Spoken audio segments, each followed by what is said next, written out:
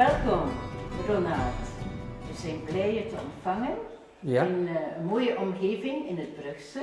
Ja, het is prachtig hier. Ja, nu dat je hier bent, dachten we kunnen even Ronald interviewen. Gisteren heb je een mooie lezing gegeven, een boeiende lezing, voor een volle zaal. Ja, het was enorm. En de mensen waren heel tevreden. Ja, absoluut. En we zijn blij jou beter te leren kennen. We hebben al veel gehoord via de filmpjes over jou en jouw werk. Mm-hmm. Maar we vinden het ook fijn om je persoonlijk ook iets beter te leren kennen. Ja. Mag dat? Ja, het is ideaal om dat hier in het Brugse te gaan doen. Ja. In zo'n mooie omgeving. Ik heb hier trouwens, voordat we begonnen, een boswandeling kunnen maken. Heerlijk. Ja. Met de mooie bloemen in de tuin. Het is prachtig. En de geuren.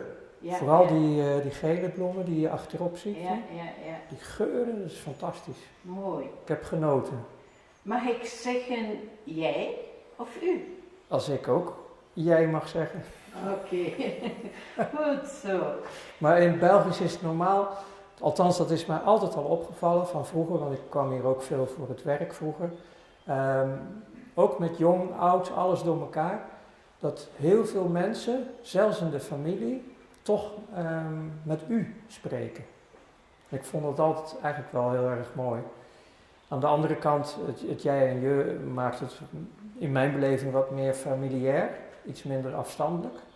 Maar dat is een cultuurverschil, denk ik. Ja, want in België is toch wel een behoorlijk zuivere vorm van het Nederlands bewaard gebleven. Ja.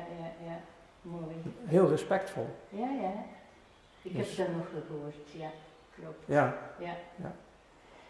Zo, en gisteren heb je heel mooi uitgelegd hoe het project eigenlijk ontstaan is. Want ik sprak over Luther die een droom had, I dream. En je zei, bij mij is het anders gegaan. En dat zal je wel horen.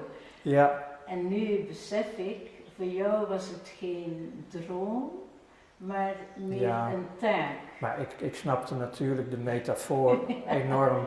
Want wat Martin Luther King daar heel krachtig allemaal heeft gemanifesteerd. Met I have a dream. Natuurlijk, dat was een visionair. Die zag een wereld met vrede. Die zag alles wat kon. Dus in die zin snapte ik hem heel goed. Maar ik wilde hem een beetje humorvol maken. Door juist te zeggen van nee. Als wij dromen, in normale zin, als wij dromen, dan betekent dat we aan het slapen zijn. En binnen die slaap kan je die dromen, fantastische dromen krijgen die de meest onmogelijke dingen laten ervaren. Je kan in één keer vliegen, je kan van alles. Maar ik haakte erin met een stukje humor van nee, wij slapen niet meer, in die zin. Maar natuurlijk hebben we ook die droom.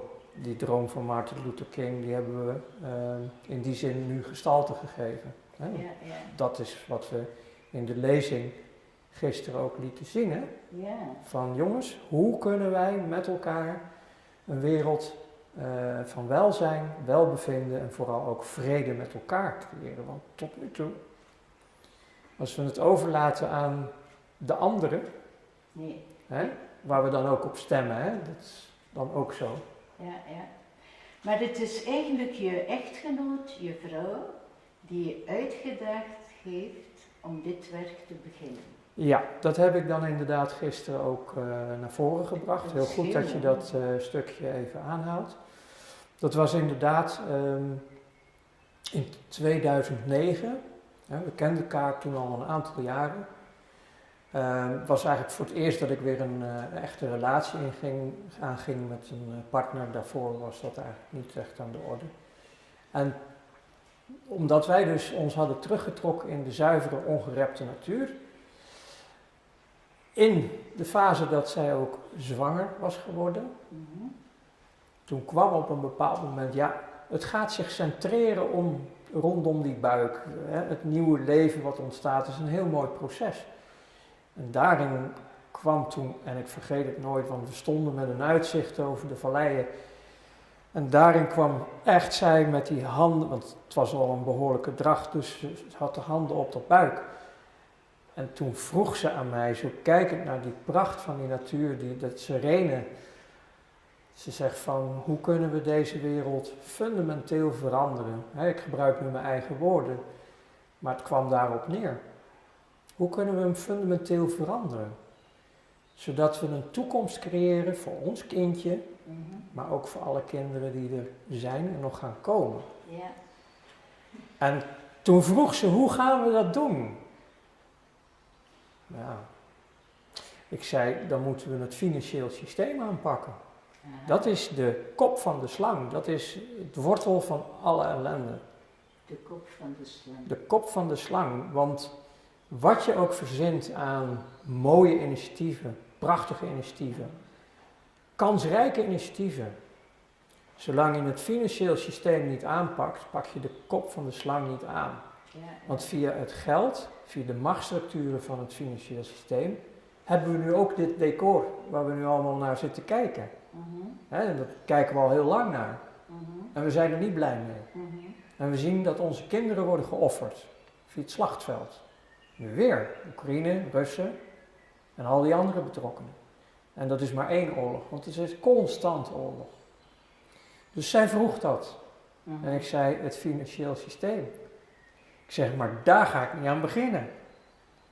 Hoezo? Ik kom uit het financieel systeem, dat wist ze al van dag 1, want ik heb toen ik haar leerde kennen eigenlijk gelijk alle vuile was over mijn hele leven zo over eruit gegooid. En heel veel was voor haar onwerkelijk, van zit ik nu in een film? Want normaal zie je dat allemaal in een film en ik kwam het dus vertellen als mijn levenservaring.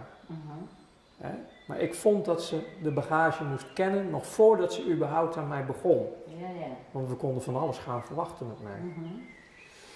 Dus zij wist daarvan. En dus ik zei van, daar ga ik niet aan beginnen. Hoezo? Ik had beloofd om nooit meer terug in het financieel systeem te gaan. Waarop ze zei, ja maar wacht even. Heb je dat aan iemand beloofd? Nee, aan mezelf. Nou zegt ze, ik weet dat je een man van het woord bent. Als je iets zegt, dan doe je het ook, daar sta je voor.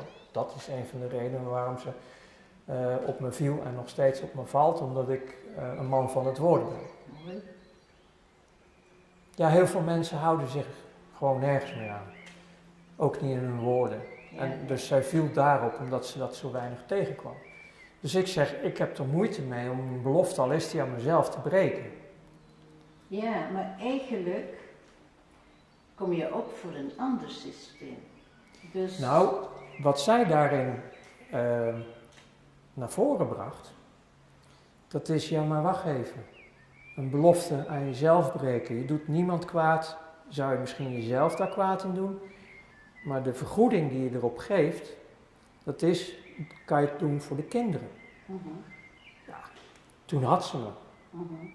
Voor de kinderen, ik heb zelf daarin slechte ervaringen van geboorte af. Kinderen zijn in die zin heilig. Kinderen zijn de toekomst. Het is daar waar we het voor willen doen. Dus dat was zeg maar de enige reden die je kon verzinnen om mij ergens toe te brengen. Het kind zijn. En dan heb ik het niet alleen over fysiek kind zijn, hè, dus tot aan 20 jaar. Ik heb het ook over het kind wat altijd in jouzelf blijft. Het innerlijk kind.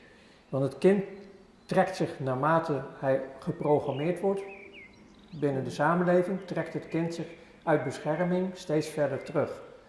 Bij mij was het zover dat het in het diepst van het diepst opgesloten zat in een bunker, een atoombunker. Dus ik wist heel goed waar dit over ging. En ja, ik had echt zoiets van, dit is het allemaal waard. Om dan voor een ander misschien een fataliteit, maar voor mij was het een zware beslissing om die gelofte te breken naar mezelf. Dus ik heb 1 keer in mijn leven een gelofte gebroken en dat was naar mezelf. Maar die is het allemaal waard. Want ik doe het voor de kinderen. Ja, super. Ja. Super, Ronald. Dat je je hele zijn, je capaciteiten, je talenten, wat je hebt meegemaakt, alles, je energie zet je in voor het project. Ja, dat was natuurlijk, wat je nu zegt, ook zo. Om mij nog verder te overtuigen, stelden ze ook het volgende.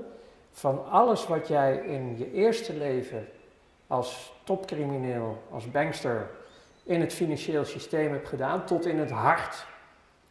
Ze zei, dat kan je toch ook allemaal te goede keren? En ik hing maar in van nooit meer, want ik weet wat het is. Ja, ja. Tot in het hart. Ze zegt, je kan alles ten goede keren. En die argumenten bij elkaar waren echt... Ging door de mand. Ja, het ging niet anders meer. Dus toen kwamen we in, want ze wilde graag de bevalling wilde ze doen in de omgeving van haar familie. Dus toen zijn we uit het zuiden van Europa uiteindelijk toch naar Nederland tijdelijk gegaan. En toen ben ik begonnen, heel gedisciplineerd. Het eerste kindje was dus geboren en het tweede kindje moest gaan geboren worden. Dus ik moest zeg maar nieuwe blauwdrukken gaan schrijven voor een nieuw financieel systeem. Waar we nu nog steeds middenin zitten in de ontwikkeling. Ja. Dus, maar het is eigenlijk ook een kindje. Dus we hadden in één keer 2 kindjes. En er kwam later nog een derde bij, ook een fysieke. Dus toen hadden we als gezin 3 kinderen. En gelukkig is het nu natuurlijk verdeeld over heel veel vrijwilligers wereldwijd. Die ook meedragen. Ja. Maar de eerste jaren, jongens. Dus dat kind is al een tiener. Ja, gelukkig wel. Het loopt perfect mee met onze 2 fysieke kinderen. Ja. Het loopt perfect mee. Dat komt nu langzaamaan in de puberteit. Oké. Nou, dat zal wel een flinke klap geven in deze wereld straks. Want de puberteit wordt gehoord, hè? Wordt gezien. Ja. Het is ook wat rebels eigenlijk, hè? Ja. Vaak is een puber heel erg open voor nieuwe dingen, hè? Ja. Die nog nooit gedaan zijn. Ja. Nou, zo'n pubertje is het wel. Voilà. We gaan pubberen, hè? Met de Absoluut. Bee of Joy. Ja, maar we hebben nog steeds wel al die vaders en moeders nodig wereldwijd, hè? Ja. Om die puber te managen. Want anders gaat het toch een kant op die we misschien niet willen. Mooi. Ja, prachtig, hè? Zo'n werk dat je ziet groeien. We kunnen daar later wat dieper op ingaan, maar je hebt ook nog een ervaring, een bijna doodservaring. Ja, zo noemen ze dat, hè? Ja, zo noemen ze dat. Wil je daar iets meer over vertellen? Of zeg je, ik vind Nee dat hoor, moeilijk? ik vind dit een stuk makkelijker, omdat het toch achteraf gezien iets heel positiefs heeft gebracht. Ah, oké. Er zijn ook stukken in mijn levensgetuigenis die best wel lastig zijn. Maar ik ga dan niet heel te ver terug. Ik kan je zeggen dat toen ik op een bepaald moment aan het einde van mijn carrière begon ik niet meer goed te functioneren. En toen heb ik 6 dagen lang allerlei behandelingen gehad die ook contractueel een gevolg waren van het niet functioneren. Op andere interviews van filmpjes die bij mij op YouTube staan kunnen ze helemaal uitvogelen wat er allemaal is gebeurd. Maar uiteindelijk is de spanning en de stress en de uitputting, terwijl ik nog jong was, hè, was 32, het was in 1994. Het heeft zich zo opgehoopt en de opdrachten die ik daarin had, in die spanningen, dat ik een hartfalen kreeg. En gelukkig was ik op dat moment in de stad voor een opdracht. Dus ik ben heel snel geholpen. Later zeggen ze ergens tussen de 10 en de 15 minuten. Mijn moeder had geloof ik over 12 minuten. Ik weet niet precies hoe lang ik werkelijk, zeg maar, klinisch dood was of wat dan ook. Maar ik heb die ervaring niet meegemaakt, want het licht ging uit bij wijze van spreken. En in ene keer zag ik dus dat ze met mij bezig waren. Aha. Maar letterlijk zag ik wel mijn handen. Ik kon niet in een spiegel kijken, maar ik zag wel mijn lichaam. En ik zie ze daar bezig en ik raakte het volledig de kluts kwijt. Dat kon toch helemaal niet? Dat kan je ook niet bevatten. Ja. Maar voordat ik het wist, in de fractie van een seconde of iets dergelijks, was dat beeld weg en belandde ik, wat ik dan toch noem, de aarde. Ik herkende de natuur, alleen het was vreemd in die zin dat de natuur die ik nu meemaakte, kijk, voor die tijd was ik toch wel, ik was geen satanist van beroep, maar ik was wel heel erg geassocieerd met het satanisme, omdat dat een lijn was die me heel erg aanstond, omdat dat anti-leven was. En natuur dat mocht voor mij allemaal kapot. Dus ik was een hater van het leven en ik had totaal geen verbinding met de natuur. En in één keer word ik in een ervaring gezet dat ik de natuur werkelijk kon ervaren. Ik werd één met die natuur. Ik kon dwars door alle materie heen kijken, dus als glas. Maar het was ook vast. Het was stoffelijk en onstoffelijk. Maar ik kon ook de emotie, de gevoelskant van de natuur ervaren. Dus ik kon werkelijk een verbinding aangaan met iets wat ik nog nooit had meegemaakt. En dat was op het moment dat je terug in je lichaam kwam? Nee, ik was er niet. Ah, oké, toen was je nog ik was boven weg. je lichaam als toen. Nou ja, ik weet niet waar ik was. Ja. Ik was op aarde. Ik noem het nu de nieuwe aarde. Ik noem het nu de aarde. Omdat dan, als ik hier kijk, ondanks alle pracht van de natuur, het is een slap aftreksel. Het is bijna doods ten opzichte van de ervaring die ik kreeg. Ja. Ik kreeg dus een werkelijke ervaring met de natuur. Dus ik maakte een werkelijke verbinding. Soms met het avondlicht schijnt het licht soms zo door het gras. En dan zie je eigenlijk heel lichtjes waar ik het over heb. Dan begint het op te gloeien. Het lijkt net of je er een beetje doorheen kan kijken. Dat is een beetje om toch te begrijpen waar heb ik het over, want dat is al moeilijk zat, hoe moet ik het allemaal maar uitleggen, waar ik het over heb. Dat was één stuk wat ik heb meegemaakt. In die flits van het lichaam nog zien, niet begrijpen wat er gebeurt en weggaan. Ik ben later heel veel onderzoek gaan doen van wat heb ik nou eigenlijk meegemaakt, want ik geloofde er nergens in.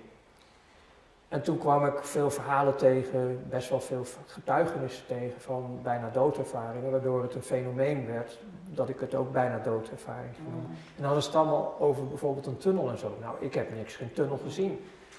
Wat ik wel heb gezien in die flits, en dat voor mij duurde het allemaal heel lang, maar wat zich wel als een soort van display hier langs mij liet zien, was vanaf geboorte, mijn hele leven en alle ervaringen. Tot aan dat moment. En dan denk je, dat is leuk hè? Oh, goh, ja, weet je nog? Hè? Oh ja, haha. Nee, ik kon alle ervaringen ervaren, voelen, herbeleven van mezelf, maar ook van de andere kant. Dus zeg maar zoals wij nu een gesprek hebben. Mijn gesprek kan bijvoorbeeld een ervaring in jou geven. Die kon ik toen, in die roadmap, kon ik die ook ervaren. Dus als ik nu een schop geef, dan voel ik, als ik daar zit, de impact, de pijn. Terwijl ik als satanist misschien zeg van, fijn. Nee. En dat was eigenlijk in mijn geval, als je dan iets mag meemaken, dan was dat hel. En dat had natuurlijk te maken met de manier van hoe ik geleefd had. Hè? Want ik ging tekeer als een beest en alles mocht kapot en alles ten koste van alles en iedereen. Nergens geen affectie mee. Een constante woede en haat. Nou, dat heb ik geweten in die roadmap. Dus die kreeg ik ook mee. Ik kreeg ook mee hoe een kind, nadat een man en een vrouw zeg maar de liefdesdaad hebben bedreven, heb ik gezien hoe een kind uit het niets ontstaat. Wauw. Hoe het leven letterlijk werd geweven en er een embryo ontstond en dat zich verder, en dat ging allemaal heel snel hoor. Dus voor mij, ik ben heel lang weg geweest, maar aards niet, dus maar heel kort geweest. Maar al die soort ervaringen heb ik gekregen. En ze zijn er misschien allemaal ervaringen die we ook nog kunnen bespreken, maar wat ik pas later in mijn leven heb kunnen beseffen, de jaren die ik daarna nodig had, ook voor herstel, eerst fysiek, maar ook emotioneel, psychisch, traumaverwerkingen, het terug thuiskomen eigenlijk bij jezelf, de verbinding weer aangaan met jezelf, de innerlijke kind, wat uit die bunkers stapje voor beetje heel eng gaat komen. Ik heb gezien dat die bijna doodervaring ervoor heeft gezorgd dat ik nu ben waar ik ben. Het is een aanraking geweest, een eerste aanraking, waardoor ik verbinding kreeg met het werkelijke leven. Ik kreeg ook te zien wat het effect is geweest van mijn vorige leven. Want toen ik in herstel zat, in ziekenhuizen en klinieken, in Nederland, België en Luxemburg, ik ben meerdere keren verplaatst geweest. Toen ben ik op een bepaald moment, op dat beeld van de effecten die ik heb gedaan, hè, ik heb mezelf geoordeeld. Het enige wat ik verdiende was de dood. Amai. Ja. En ik ben toen pilletjes gaan verzamelen bij de andere mensen. Oei. En ik heb uiteindelijk afscheid genomen van deze planeet en van dit leven. Ik heb mezelf echt doodgeoordeeld en daarna gehandeld. En toen werd ik wakker in een witte omgeving, witte jasjes. En ik denk, wat ben ik nou weer? Amai. Ik was gewoon in de OK. Ze hadden me leeggepompt. Ik mocht weer niet dood. Maar ik had mezelf geoordeeld. Amai. Ik had mezelf Ja, geoordeeld. het was echt confronterend. En doordat ik mezelf heb geoordeeld en ter dood heb veroordeeld, kreeg ik het leven. Ik kreeg uiteindelijk het eeuwig leven. Mooi. Dat is een ander verhaal. Ja. Dus dat heeft zeg maar in notendop, want daar kunnen we uren aan vullen hoor, want er is Ja. nog zoveel meer wat ik allemaal heb ervaren en gezien. Toen ik vandaag ook door het bos liep, hè, ik kan dus sinds die tijd, in sensitiviteit, ik kan dus de energie van een boom voelen. Hè. Mooi. Ja, ik kan dus werkelijk wat ik toen heb meegemaakt in mijn wandelingen ervaren. In bescheiden vorm, maar het is er nog steeds. Het gaat niet meer weg. Dus er is echt iets heel fundamenteels in mij veranderd. Ja. En later heb ik ontdekt van, ja maar wacht even. Het hele Darwinisme, dat sloeg voor mij nergens meer op. Ik zag het intellect achter de creaties. Dus ja, het is mij wel duidelijk dat er veel meer is dan wat we waarnemen. Ja, ja. En dat kan ik ook dus waarnemen. Ja. Dus je mag dankbaar zijn dat je die Zeer. ervaring hebt meegemaakt. Ja, zeer. Het heeft je echt Ja, wakker gemaakt. ja ook Geestelijk. angstvrij. Ja. Angstvrij, omdat je hebt nu ook kunnen ervaren wat je te wachten staat als je het lichaam aflaat. Ja, ja, ja. Je krijgt een confrontatie met jezelf. Ja. Je zei gisteren ook, ik ben niet bang om dood te gaan, Nee, helemaal niet. Het is toch een feest. want je gaat niet dood. Nee. Dat En zei ik je. kom in iets veel mooiers terecht. Ja, Kunnen wij trouwens hier ook creëren hoor, daar ben ik nu wel achter. Maar ja, toen was het dat. ja. Maar je zegt dat zo met een kwinkslag, terwijl je een lezing geeft, maar er zit daar veel diepgang in. En je hebt het ervaren, je weet Absoluut. waarover je spreekt. Terwijl eerst kon ik het niet eens geloven. Hè. Het heeft ook, zeg maar, ik kon het eerst allemaal niet geloven. Toen ben ik, ik wil begrijpen, hè, dat is toch het ratio, het hoofd. Nou, dan kom je aan de erkenning en de herkenning van getuigenissen. Ik heb toen ook een boek gelezen van een priester of een dominee. Die is toen wereldwijd bij de wetenschap te raden gegaan. Dus de OK-mensen. Of ze bereid waren om mee te werken aan een interview, inclusief degene die het had ervaren. Dus de klinische kant en de ervaringskant. En dus de klinische kant zei, ja, echt doden kan niet. En de ander zei, ja, maar dit heb ik allemaal meegemaakt. Ja, ja. En door dat soort onderzoeken dus te lezen, kwam ik op een bepaald moment in vrede en aanvaarding. En dat is ook de tijd dat ik toen ging kijken van, goh, wat is er dan nog meer allemaal op aarde? Dus in de religieuze vormen. Hè? Dus ik ging de Torah pakken, ik ging ook het Oude Testament, het Nieuwe Testament, ik ging de Koran. Ik ging zo allemaal heilige boeken lezen, later ook bestuderen om te zien van wat is er dan allemaal. Het was voor mij nieuw. Amai. Heb je dat op je eentje gedaan?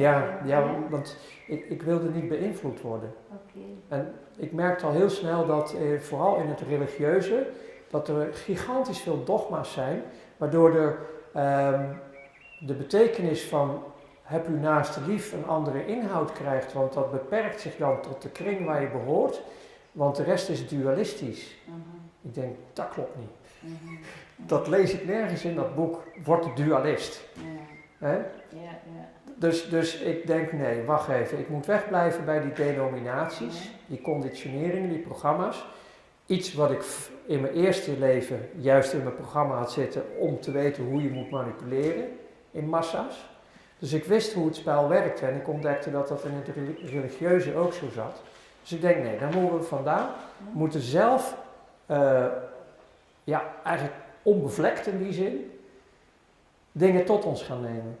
Om te weten waar dit allemaal over gaat. En toen ontdekte ik, al die boeken, als ik daar één samentrekking uit kon maken, was een goed beheer van al het leven. Dat is eigenlijk de opdracht die wij allemaal hebben meegekregen vanuit de creatie. Alsjeblieft, hier heb je de hele schepping, zorg er goed voor. Een beetje zoals wij een keer een auto uitlenen of ons huis, past er een beetje op. Hè?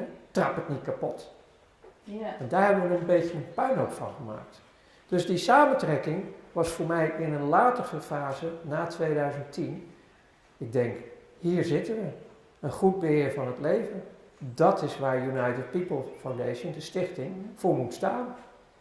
Dan heb je in één klap het hele spel te pakken. Mooi. Een schepper van al het leven. Er zijn minstens 70% van de bevolking op aarde die op een of andere wijze erkennen en herkennen dat er een schepper van al het leven is. Plak daar een goed beheer van het leven aan vast, wat onze opdracht was. We mochten ook alles vernoemen, hè? We mochten alles een naam gaan geven. Dat kunnen we ook opnieuw doen. Dus zo vertrok ik dan veel later, nadat ik ook die studies had gedaan. Maar er zat veel meer in die studies. Ja, dat is die nieuwe wereld waar jij en wij samen mogen aan werken. Absoluut. Die nieuwe wereld. Maar ook niemand anders gaat het doen, hè? Oké. Nee, we zitten al heel lang allemaal in een bushok te wachten. Dan gaat die het weer doen, dan gaat die het weer doen. Dan hebben we GESA, dan hebben we NUSA, nou hebben we dan weer dat bankieren, hè, wat ze gisteren ook noemden, dat QFS, Quantum Financial System. Je wordt helemaal doodgegooid met alle lollies, maar er komt niks van. Je moet het zelf doen. Ja, dus dat was even een stukje over de bijna dood.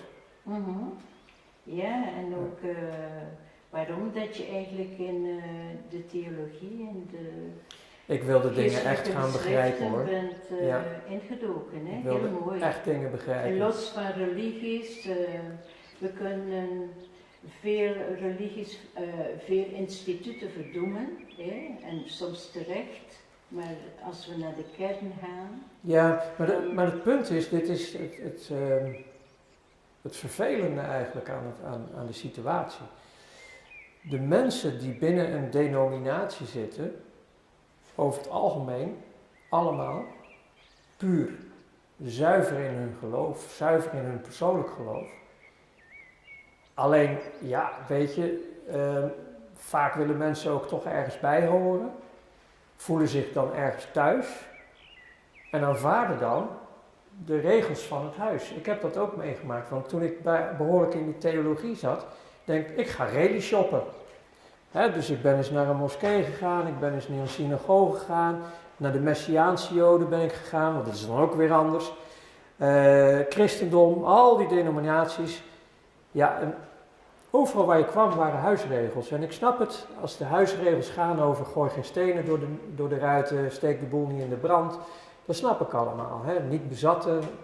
Maar ze hadden ook huisregels in hun geloofssysteem. Wat hun dan begrepen hadden hoe het geloof zit. En dan ook nog claimen dat hun de enige echte waarheid zijn binnen de groep. Hè?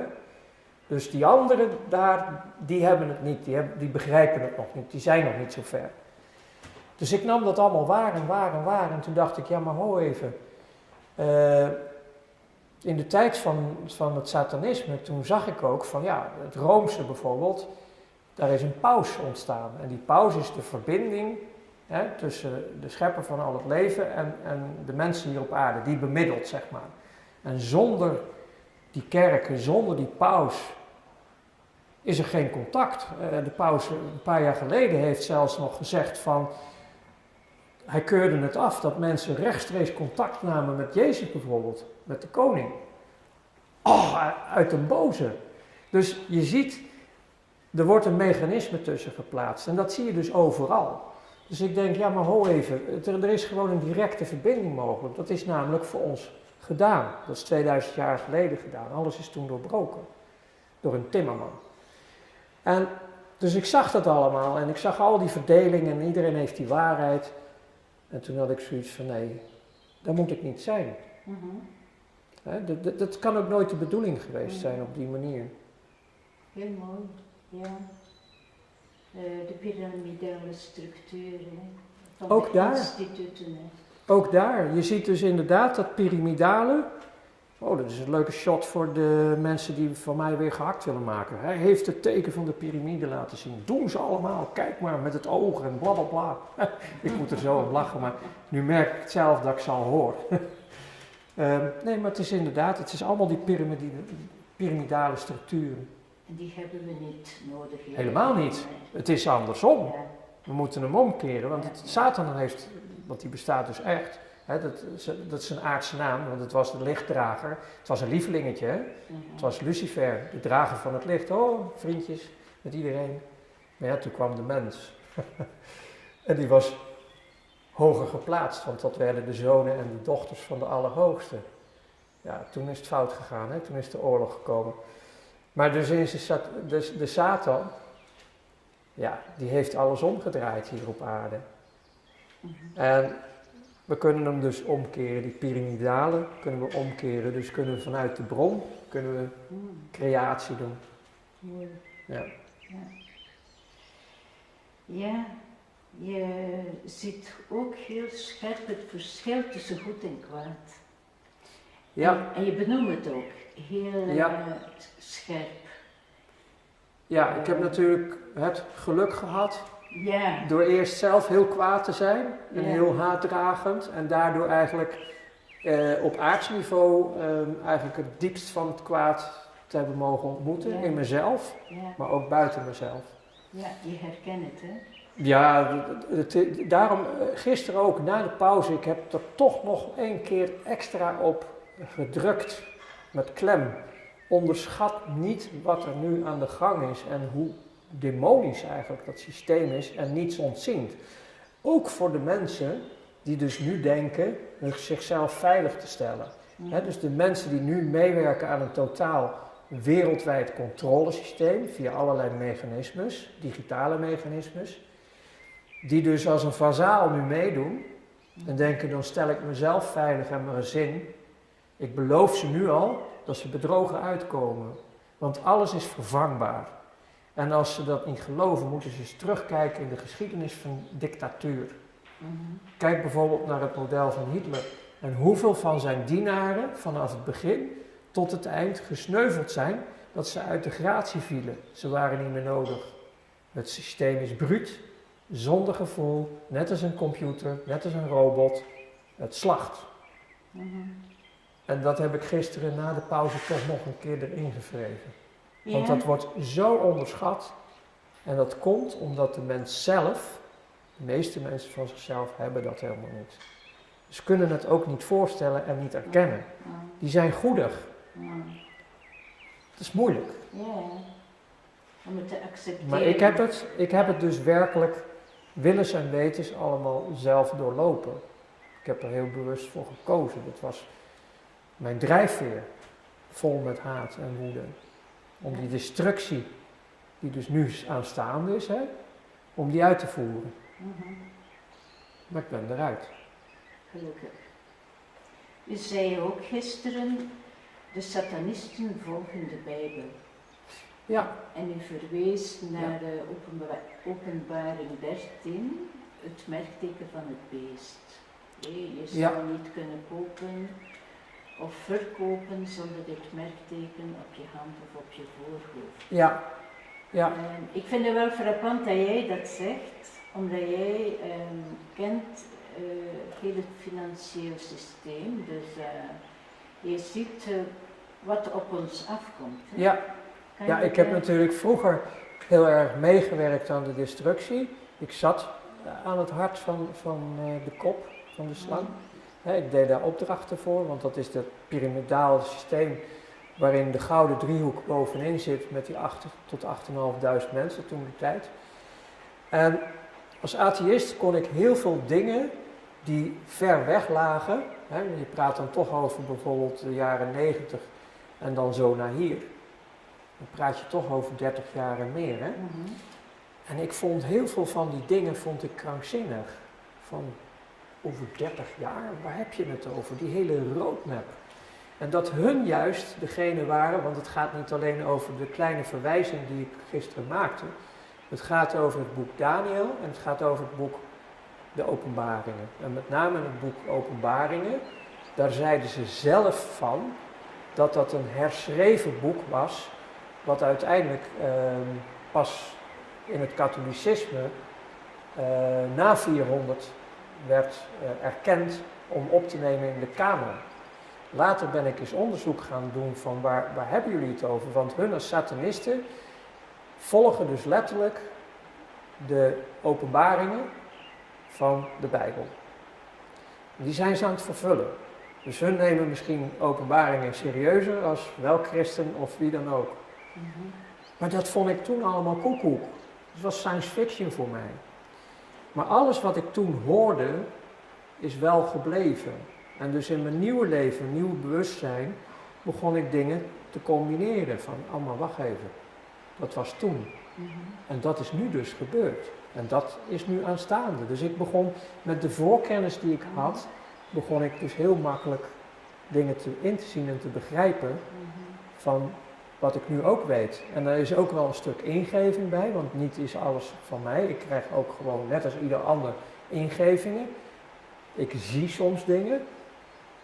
Dan noemen we dat het viel me binnen. Ik had een idee, we doen het af als niks, maar er wordt gewoon met ons gecommuniceerd.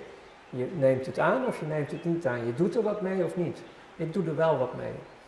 En dus dat stuk waar ik het gisteren over had, dat ging heel erg over dat de rijken, de armen, de grote en de kleine uiteindelijk niet meer kunnen kopen en verkopen binnen een systeem zonder het merkteken, het getal van het beest, de naam van het beest. En daar mogen best wel metaforische uitdrukkingen in zitten, beeldspraak in zitten. De mechanismes in het diepste zijn natuurlijk gewoon heel duidelijk. Je krijgt dus een code en met die code heb jij toegang tot een systeem. En dat systeem zorgt ervoor dat je volledig kan deelnemen aan het leven binnen dat systeem. Is het nou om een bankrekening te bedienen? Is het om ziekenzorg te krijgen of gezondheidszorg, nog veel mooier? Of om te reizen, of om te stemmen via een digitaal loket, of je belastingaangifte te doen, of wat dan ook. Toegang tot het leven. En dus in Openbaringen staat het dus letterlijk beschreven vanuit die tijd. Maar ja, het is wat ik zeg, de katholieken hebben toen in de jaren 313, 335, toen zijn dus zeg maar de schriftgeleerden de kanon van de Bijbel zijn ze gaan samenstellen. En dat was onder keizer Constantijn. En het was moeder Helena die zei, dat moet je doen. Om de vereniging te maken van staat en religie. En dus in die tijd werd het boek Openbaringen zelfs toen al, en dat is gewoon beschreven, afgedaan als satanisch. Want het was herschreven door een paganist, satanist. En het is pas later, in 400 na Christus, dat het uiteindelijk aanvaard werd, ook binnen het katholieke geloof. En dat kwam omdat het katholieke geloof zich ook richtte tot een nieuwe God. De God van de luchten. Dat is de Satan. En dat gaat weer een stof oplaaien. Maar doe zelf dan eens onderzoek. Ga niet naar Netflix, maar doe onderzoek in de geschiedenis. Hoe zijn dingen ontstaan? En ga mij niet wijsmaken dat het Roomse in de geschiedenis de schepper van al het leven heeft gediend. Ga mij dat niet wijsmaken. Ik weet wat er met de Qataris gebeurt. Ja? Het was zelfs zo met de omsingeling van een stad dat de commandant zei, slacht ze allemaal maar af, want ze zeiden er zitten ook katholieken in. Slacht ze allemaal maar af. God zal de onze er wel tussenuit vissen. Ik ben niet vergeten van de verovering van Amerika. De slachtingen. Allemaal onder de vlag van. Dat is niet de God waar ik het over heb hoor. Dus ergens is dat stuivertje gedraaid. En dat gaat dus niet over de mensen. Dat is het vervelende aan dit verhaal. Alle mensen die in het katholicisme zitten zijn vaak heel puur, heel zuiver, zelfs vroom te noemen. Maar het is die kop die weer verkeerd zit. En dat is spijtig. Ja, inderdaad. Het instituut. Want ik ga toch nog iets zeggen, het gaat er maar een keer uit. Toen onze nieuwe paus aantrad, hè? Ik meen in 2014, maar zie er vanaf, het kan ook een jaar eerder zijn geweest, ergens daar. Volgens mij was ik toen net uit Malta. De eerste stukken die hij schreef over deze wereld, die waren knetterpositief. Hij legde het kwaad volledig bloot. Ik denk, wauw, nu krijgen we een paus die gaat alles keren. Toen hebben wij hem een brief geschreven. En via de relatiesnetwerk, via Malta, hebben we de brief via zijn secretaris persoonlijk kunnen overhandigen. En de secretaris was ons waarnemer om te zien hoe of wat. Ik heb hem een brief geschreven met een uitnodiging om onze nieuwe manifestatie te omarmen, zodat we konden doen wat hij had geschreven. Want hij had het echt geschreven hoor. Het duivels van deze systemen. Hij heeft alles perfect beschreven, dus hij wist zuiver te vertellen wat er aan de hand was. Dus ik denk, wauw, nu gaat het veranderen. Die hele Roomse geschiedenis wordt om zeep geholpen. Het wordt het licht, de lichtmanifestatie zoals het bedoeld was. Dus ik heb een brief geschreven toen. Ik heb hem nog liggen. Hij heeft hem gelezen. Hij heeft er nog zelfs om zitten lachen. En normaal geeft hij dan het terug aan zijn secretaris en een opdracht van bedankje voor het briefje en ik heb geen tijd of weet ik veel wat. Of een uitnodiging. Maar nu ging hij zitten en hij legde de brief zo langs hem heen. Ik heb er nooit meer iets van gehoord. Ook niet vanuit de bisschoppen of wat dan ook. De waarnemer weet ook niet wat er verder in hem om is gegaan. Hij heeft wel een keus gehad. Hij heeft een keus gehad om de woorden die hij zelf heeft geschreven, van wereldvrede, het satanische uit deze wereld weg te vagen, heeft hij laten liggen. Zijn keus. Hij gaat het ontmoeten, want de schepper kijkt mee. Hij krijgt ook die film. Ik gun het hem niet, maar het kan hel worden. Ja. Maar het ligt al lang op het puntje van mijn tong en ik denk, ik klap het er nu maar uit. Het is klaar met die oude wereld. Ze gaan allemaal maar eens eventjes terug naar hunzelf. Want ze gaan allemaal onder het oordeel vallen. Of ze moeten een andere weg nemen die ik heb genomen. Want die is er ook. Ja. Die is er ook. Hè? De nieuwe Adam is er. Hè? Zeker. De eerste Adam en Eva hebben we verziekt. En de tweede Adam is gekomen en heeft alles hersteld. Waardoor we een nieuw mens zijn. Ik heb me laten dopen. Hè? Ja, ik las in die theologieën, las ik een verhaal over een kamerling. En die ging terug naar Egypte en die was aan het liften, dus toen al. En die kwam op de kar te zitten bij een apostel. Een volgeling van koning Yeshua. En die was zo enthousiast over dat hele verhaal. En die zei, oh, wat moet ik doen om behouden te worden? De kar stoppen. Hier, een water. Ik vond het zo mooi. De oude mens ging onder water. Dat was dan de doop. En de nieuwe mens kwam boven. Ik denk, wauw, dat wil ik ook meemaken. Zo mooi, zo mooi. Niet alleen metaforisch, ook in het echt. Want als je dat doet, dan verandert je hele leven. Dat is je getuigenis hier op aarde. Bij mij ook. Ik ging onder water. Binnen 8 weken was mijn hele leven op zijn kop. Niks van alles wat ik had gekend stond nog overeind. Wel nee, ik moest op de vlucht. Niks had ik meer. Mooi om te weten. Ja. Nee, maar die mensen moeten echt eens gaan kijken op zielenniveau naar hun eigen huishouding en wat ze allemaal in het leven doen. In deze tijd, hè, dat is al 2000 jaar aan de gang. Als je sterft, ga je niet dood. Je krijgt de zelfconfrontatie. Je gaat zelf oordelen. Er is iets binnen dat stuk dat je volledig naakt staat, transparant. Je kan je niet meer verstoppen. Je gaat zelf oordelen omdat je er niet, je kan er niet van omheen. En dat valt voor de meeste mensen slecht uit. Vooral omdat het verborgene ook naar boven komt. Wat in het diepst van jou allemaal heeft gespeeld. En dat is niet om het zwaar te maken, om je bang te maken. Nee, je hebt nu de kans om in het reine te komen. Om de verbinding terug weer aan te gaan met de bron van het leven. En natuurlijk, we zijn onvolmaakt hier op aarde. En natuurlijk maken we dagelijks fouten. Maar kom in ieder geval in het herstel van de relatie. Voor mij is het een vader.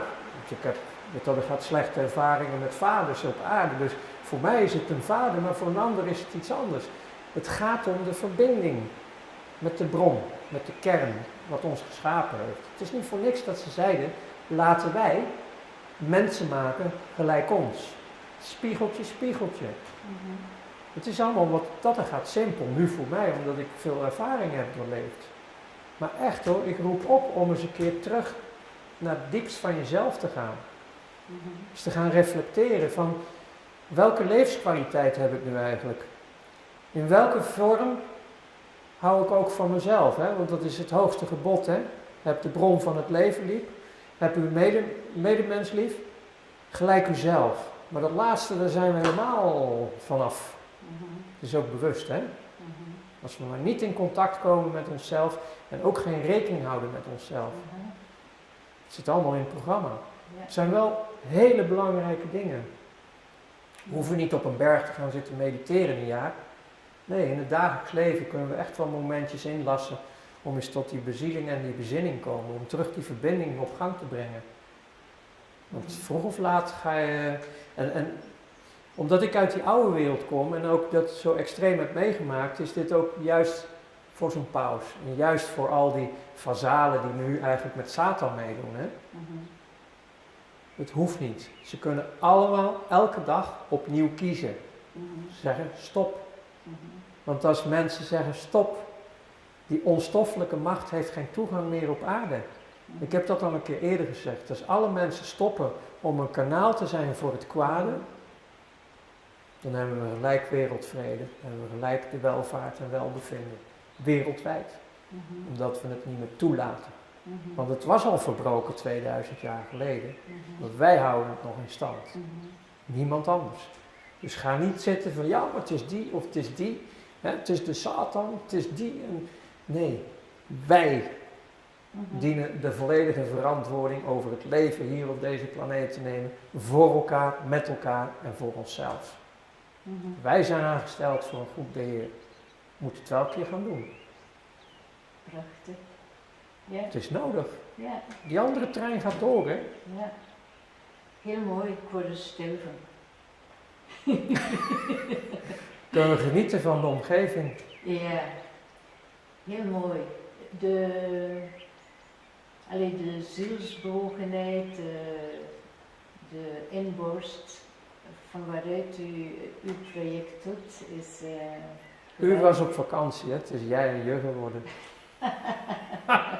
Ja, ik bewonder het zeer dat je vanuit een zekere spiritualiteit dit werk doet. En ik denk dat dat je ook staande houdt, ondanks de druk en de weerstand. Als het alleen op mij in het ik noem dit het vierdimensionale, omdat ik niet alleen de lengte, de breedte en de hoogte neem, maar ook de factor tijd die we met z'n allen verzonnen hebben. Dus het vierdimensionale lichaam, zeg maar, het fysieke lichaam. Maar uit al die ervaringen heb ik al lang ervaren dat als je dit aanschouwt, terwijl je niet in je lichaam zit, dat je dus ook een hemelslichaam hebt. Dus je praat sowieso al over meerdere dimensies. In totaal zijn er 13 dimensies, het zijn 13 lagen. En als je dus weet dat je een spiritueel wezen bent, dan is het toch zeer incompleet dat je alleen maar manifesteert als stoffelijk. Terwijl je constant een stroom hebt van verbinding, signalen, ingevingen. Dagelijks, het is iets. Toen ik hier naartoe moest, hè, ik was ruim op tijd. Hè. Ik rij weg, ik had alles heel zorgvuldig voorbereid, alles aan het gedacht, inpakt. Ik rijd het dorp uit en ik krijg gewoon door. Je hebt je kostuum vergeten. Oh, nee toch. Ik heb het niet eens gecontroleerd, want Ik wist het, ik moest zoveel inpakken dat je vergeet wat je hebt gedaan. Ik keer om. Ben teruggegaan. Wat doe jij hier? Ja, ik kreeg het door dat ik mijn pak vergeten was. Iedereen lachen, waar is dat pak dan? Had ik het verstopt achter een deur. Dus ik had het nooit gezien. Ja, ja. Maar dat is wat ik bedoel in het dagelijks leven. Maar je moet er wel voor openstaan, want als je zoals die mensen mij ook wegzetten als fantast en leugenaar en spoort niet en weet ik wat, hè, dat is voor hun comfortabel, hè, dan hoef je niks te veranderen. Als ik dat ook doe, de hele tijd van ach, wat een gekwats, hoezo mijn pak vergeten, ik zie het in België wel, ik had het toch ingepakt. Ja, dan had ik er anders bij gestaan. Ja, ja. Dat geeft niet. Maar ik wilde netjes zijn, ik wilde vanuit respect voor de mensen, wilde ik me netjes kleden. Ja. We negeren soms die signalen die van boven Ja, komen. ik ook hoor. En dat is jammer. Hè. Ik ook. En dan gaat mijn hoofd weer zeggen, oh, onzin en zo hè. Ja, ja. En dan later, hier zouden ze zeggen, Dieu. Van, had ik maar weer geluisterd. Ja, Het kan zoveel makkelijker in die interactie, want ja, in het begin dat ik het gebed ontdekte ook. Ja, het was een experiment. En later werd het een dialoog. Ik schrok me kapot hoor, de eerste keer dat je mijn stem hoort. Het leek dan heel erg op je eigen stem, maar veel krachtiger, maar ook veel liefdevoller als jezelf. Maar toch herkenning. Hè, sommigen noemen dat dan je innerlijke stem. Nou ja, als dat dan allemaal ontstaat en je gaat dat uiteindelijk aanvaarden als een realiteit, dan heeft het ook de ruimte om te komen. Hè? Dus ja, in die zin is het een onderdeel van mijn leven geworden. Je straalt het ook uit, hè? Oh ja? Ja. Of Ja. is het omdat ik jou zie? Nee, maar ook tijdens je lezingen, hè? En de mensen zeggen, ja, als Ronald spreekt, het is begeesterd, het is, ja, echt Ja. vanuit het hart. Ja, absoluut. Ja. Dat En is ik denk, herstel, hè? Ja, die dingen hebben je heel zacht gemaakt. Heb je een fijn gevoel? Hè? Ja, ik zeg wel eens, God is in mijn hart gaan wonen. Hè, want Ja. daar zit zijn zetel. Ja, Ik heb het toegelaten. ja. En ja, dat is voor iedereen natuurlijk. Hè? Dat heeft de timmerman voor ons gearrangeerd. Het reisbureau, zeg maar. Heeft er wel voor moeten lijden, maar goed. Ja. Het is uit liefde gedaan. Ja. Onvoorwaardelijke liefde. Ja. Ik zou zo knettergek niet zijn hoor. Mhm. Om mijn eigen zoon naar de aarde te sturen. Te laten geboren worden voor al die mensen hier. Jongen, wat een hopeloos verhaal zeg. Ja, Die willen toch niet? ja. Tot nu toe niet hè. De massa, wel nee. Ga gewoon door. Tot putje. Tot ravijn. Ik vind dat zonde. Als je dan een schepper hebt die van iedereen houdt. Iedereen, niemand uitgezonderd.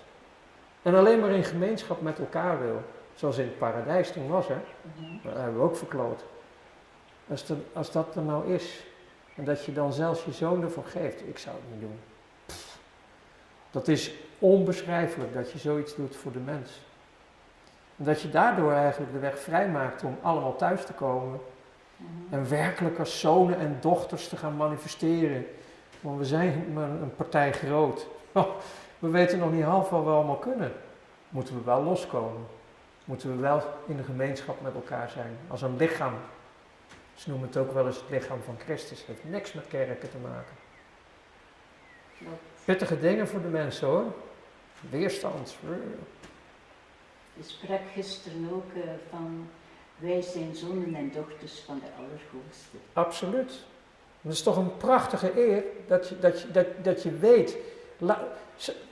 Als iemand zegt, hè, vaders en moeders zeggen dat soms ook wel heel plat, hè? Laten we een kindje maken. Maar in Genesis, in de eerste boeken, stond dat toch ook? Mhm. Laten we kindjes maken, Mhm.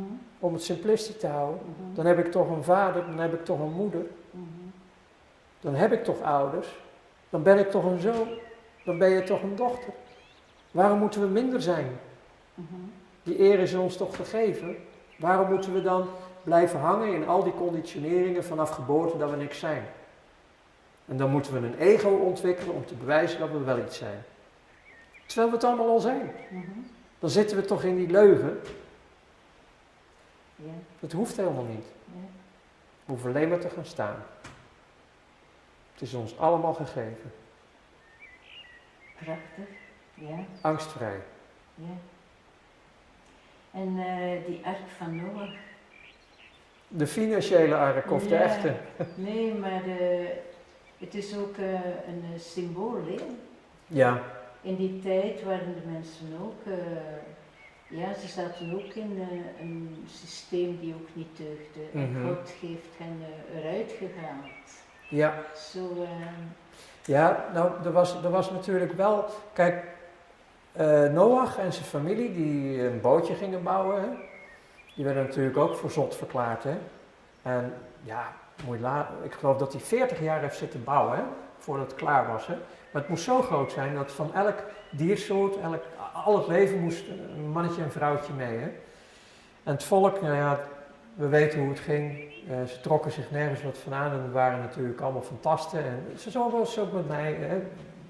Laat maar gaan. Ja, en toen ging het regenen en het stopte niet meer. En niemand had een zwembandje, dus de meesten verzopen. Maar wat een van de grondslagen van dit spel is, dat is dat toen de gevallen engelen gemeenschap gingen houden met de vrouwen van de aarde. Daaruit werd het DNA veranderd. Er ontstonden reuzen. Maar het ging om het veranderen van het DNA. En het veranderen van het DNA was eigenlijk het teken om dit volledig te initiëren. Je zat namelijk aan de bouwstenen van de oorspronkelijke schepping van ons mens. Die werd vernietigd door de verandering in het DNA, door de gevallen engelen. En omdat wij de laatste jaren een paar dingen hebben meegemaakt die in ieder geval de potentie in zich dragen, althans volgens de wetenschap. De wetenschap die laatste jaren dit massaal naar buiten hebben gebracht, maar werden onderdrukt door social media en andere kanalen. Ik heb daar wel naar geluisterd. Ik ben er ook sommige gaan bezoeken. En die legde duidelijk uit dat wat het laatste jaar is gebeurd, ook middels de mRNA-technologie, dat de potentie in zich draagt om het DNA te veranderen. Als dat waar is, dan zitten we dus voor de tweede keer in het schip. En toen dacht ik, oké, we zitten op herhaling. De belofte van verzuipen komt niet meer. Het oordeel dus wel. Laten we de financiële ark van Noach er maar in gooien, want dat is de enige weg dat we er nog uitkomen. Anders is het weer gedaan. Ja. Want het is klaar, hè? Het is een keer klaar. En als ik dus de oude machten mag geloven waar ik in werkte, die hadden het altijd maar over hun deadline lag op 2028. 2028, ik denk jullie zijn echt helemaal van de pot gerukt. Totaal absurd. Maar inmiddels weet ik dat dit wel, zeg maar, het tijdspad is. 2028 willen ze dus klaar zijn met hun manifestatie, zodat we volledig in een demonisch systeem zitten, waar we niet meer uit kunnen, en dat de slachting, dus het opruimen van de mensheid, dus in volle gang is. Want de vernietiging komt. Er blijft maar een select groep mensen over op aarde.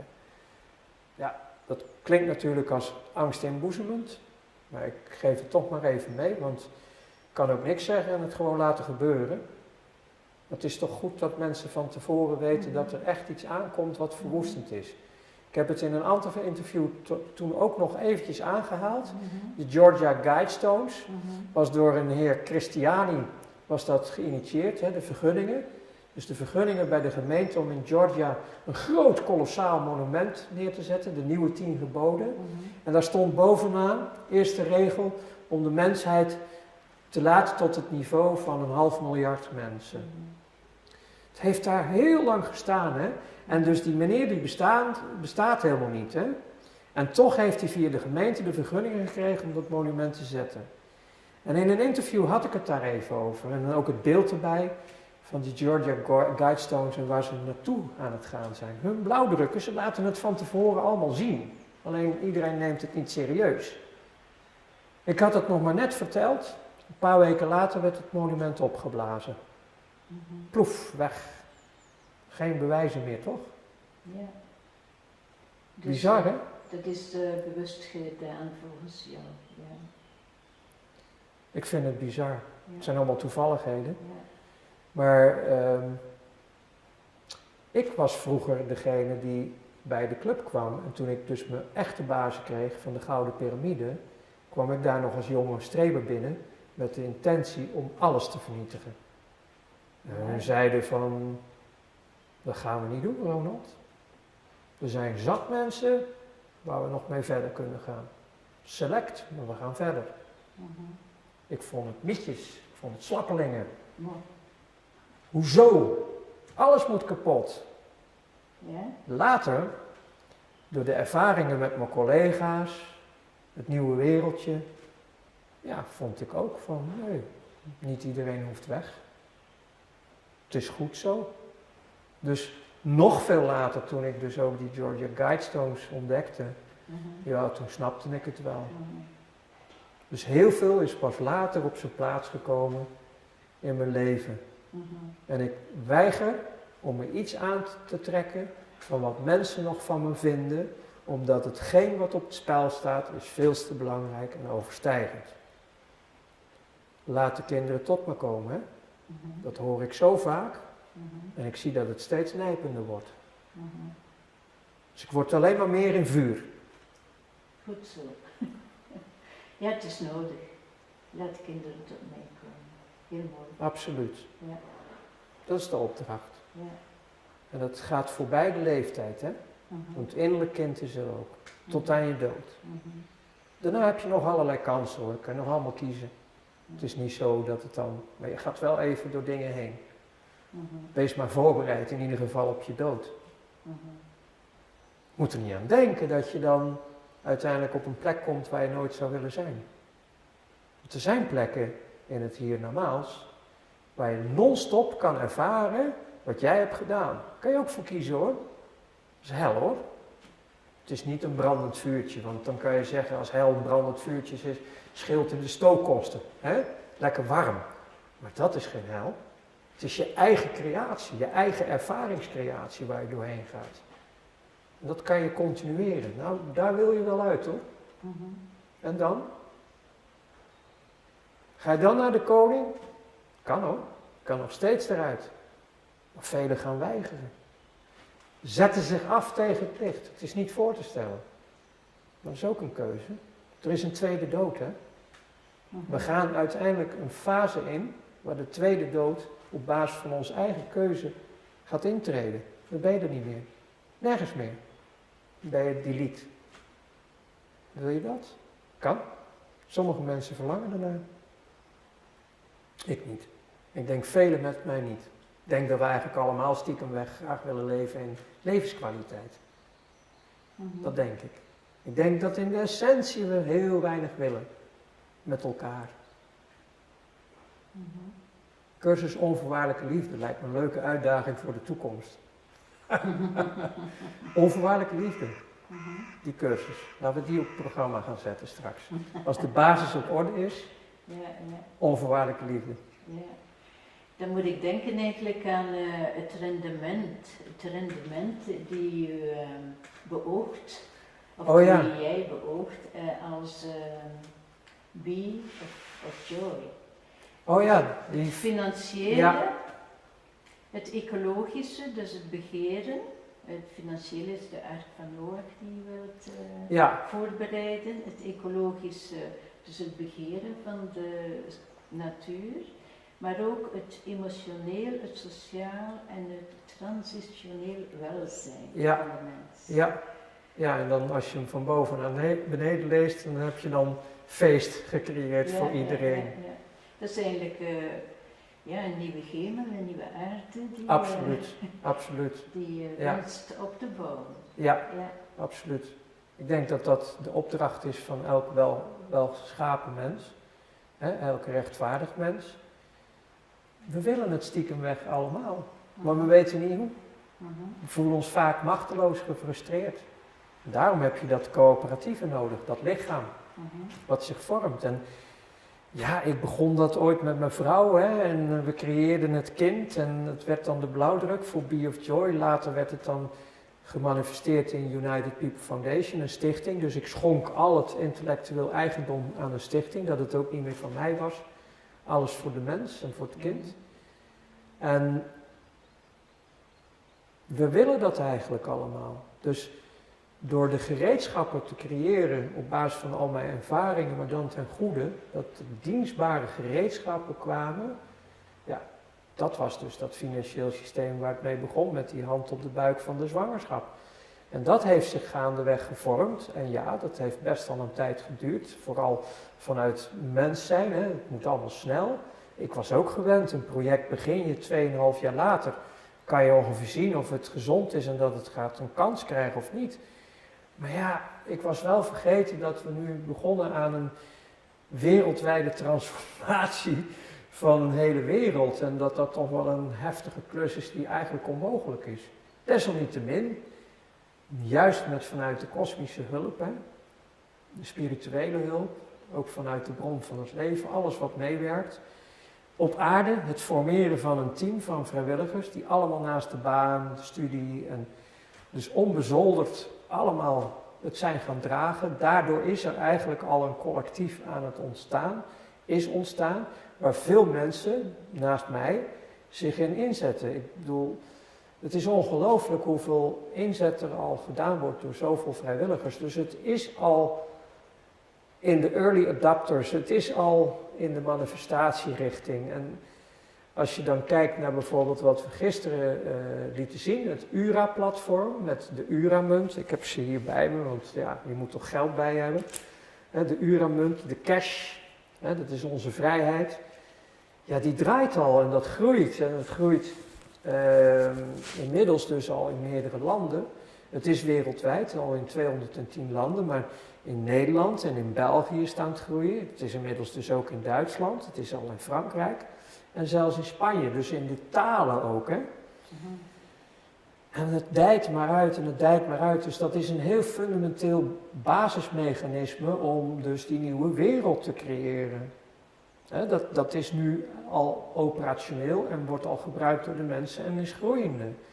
Maar natuurlijk snappen we ook dat je in zo'n transitie waarin je je vol gaat richten op die nieuwe wereld zoals je hem dus wil zien. Dat doe je via het geld, hè. Je investeert niet meer in oorlogen, niet meer in ziektes en helemaal niks meer. Alleen maar mooie dingen, positieve dingen. Dan snappen we heus wel dat in zo'n transitie dat je niet in een parallele samenleving moet belanden, maar wel in interactie met het oude. Want in het oude zitten ook heel veel goede dingen die je kan gebruiken. Dus je moet ook de verbinding kunnen houden. En niet iedereen doet mee. Dus vanuit die nieuwe wereld ben je te gast ook in die oude wereld via een andere tool die we nu aan het ontwikkelen zijn. Dat is Be of Joy Service. Waarin een geldwisselkantoor zit, waar dus je de URA weer kan omruilen naar euro's of dollars. Maar ook vanuit je eigen coöperatieve lichaam. Hè? Dat wordt een Europese coöperatie. Dat je ook je eigen IBAN bankrekeningnummer kan beheren. Dus dan heb je de oude banken niet meer nodig, want je hebt ze zelf. En dat je ook nog een debitcard hebt voor de plekken waar je dus niet meer met cash op dit moment kan betalen. Daar kunnen we heel moeilijk over doen, of het ons makkelijk maken. En als gast, nou ja, weet je, ik heb verder toch niks van doen. In dat wereldje van het teken van het beest. Want je hoeft daar niet aan mee te gaan doen dan straks, hè. Als dus die digitale identiteit, de QR-code, de smartphone en de central bank digital currency, als die 4-dimensionale kooi zeg maar zich om jou heen sluit en de cash is weg in die systemen, moet je daar niet meer in zitten als je niet het teken van het beest wil gaan dragen. Want het wordt gemarkt, hè. Het is een spiritueel markt. Dus als jij daar nog wel mee wil communiceren, verbinding wil houden, dan moet je als gast daar wel ook kunnen handelen. En dan heb je dus een IBAN-bankrekeningnummer en een debitcard. En een geldwisselkantoor om met je nieuwe geld ook in de oude wereld te kunnen zijn. Al is het met de CBDC-ruil. Je bent er als gast. Als hun zeggen, je moet dat en dat, want anders sluiten we je af. Hoezo sluiten je af? We hebben onze eigen IBAN, onze eigen debit. Waar bemoei je je mee? Wat wil je afsluiten dan? Je bent de gast. Dit is een mechanisme waar ik heel lang in heb moeten leven nadat ik uit het ziekenhuis was ontslagen en niet meer in deze wereld kon leven.